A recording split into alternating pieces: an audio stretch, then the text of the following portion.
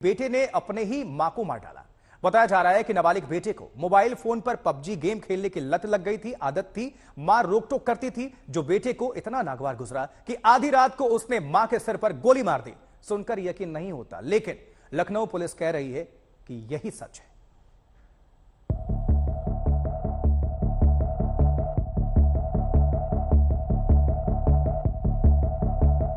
लखनऊ की यमुनापुरम कॉलोनी से मंगलवार रात पुलिस कंट्रोल रूम में एक फोन आता है।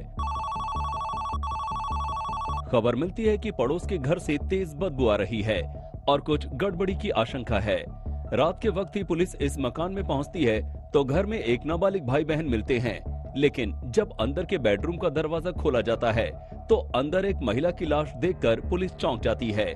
लाश इन दोनों बच्चों की मां की थी। मामला हत्या का था, लेकिन इस हत्या के पीछे की कहानी ऐसी है जो देश के हर माता पिता के होश उड़ा दे। मोबाइल गेमिंग की लत ने बनाया हत्यारा। मां ने गेम खेलने से रोका तो बेटे ने मार डाला। 2 दिन तक मां की लाश के साथ घर में रहा कातिल बेटा। यकीन करना मुश्किल है कि मोबाइल गेमिंग की लत से मजबूर बेटे ने मां की ही जान ले ली, लेकिन लखनऊ पुलिस का दावा है कि उसने हत्या का ये केस चंद घंटों में ही सुलझा लिया है और उसके मुताबिक हत्या की ये थ्योरी 100% सही है। आरोपी नाबालिग ने पुलिस के सामने कबूला है कि उसकी मां उसे मोबाइल पर पबजी गेम खेलने पर रोक टोक करती थी।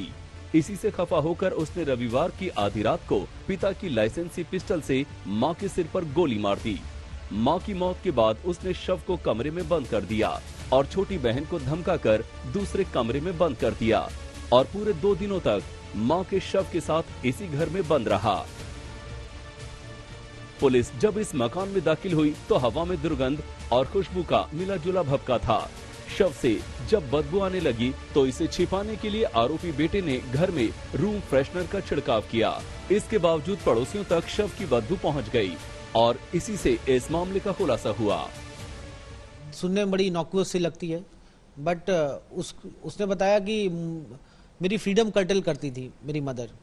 मुझे गेम्स नहीं खेलने देती थी, मुझे मोबाइल नहीं यूज़ करने देती थी, हर चीज़ के ऊपर शक करती थी। मैं बाहर जाता था, पूछती थी, 10 सवाल करती थी, कहाँ जा रहे हो, किससे मिल रहे हो। यहाँ गेमिंग एडिक्ट था ये। इसने खुद भी कन्फेस किया कि गेम की इसको लत थी। ये दिन भर में कई घंटों तक लगातार गेम खेलता था।